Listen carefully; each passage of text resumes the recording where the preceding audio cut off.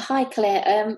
This menopause poster sits in my treatment room at work, where I work as a practice nurse, and it has drawn attention and to a lot of women that attend for different screening appointments.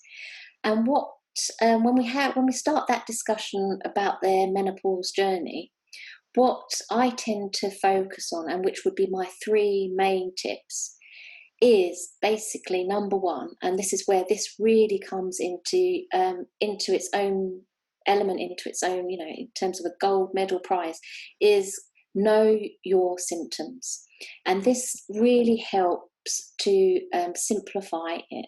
Now, the rest of the pack helps you then, which is number two, which I would tell all my women when I meet them, is to track and record.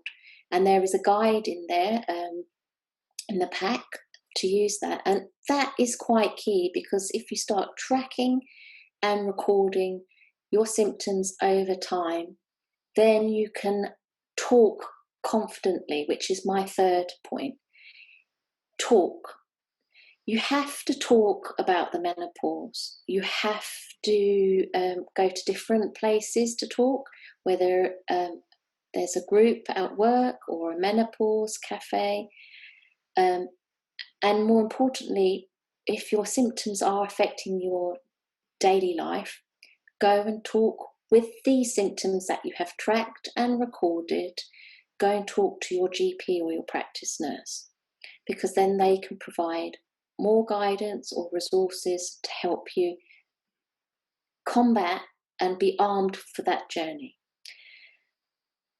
The other thing is the other talking, which I think is really important and which people forget, is to talk to your family or your partner about the symptoms, so that they know that that is what you're experiencing, and that it changes with time as well, that it's not always one symptom. It could be quite a few symptoms happening at the same time.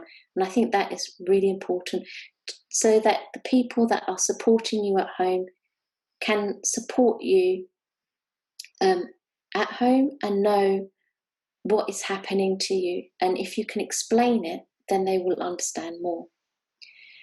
And then there is an extra one, and I feel this is really important, is about exercising. But within your exercise, this is not going to the gym or anything like that, not heavy duty exercise. It is simple exercising and breathing, and learning to breathe, so that you can combat some of the symptoms, and sort of like a soft yoga, or a simple walking exercise, keeping it simple to start with, so that because people forget to get into the practice of exercise. And when I work with a lot of people, when I do different exercises, I actually forget to breathe. So, and I think menopause, one of the biggest symptoms that people don't realise is anxiety.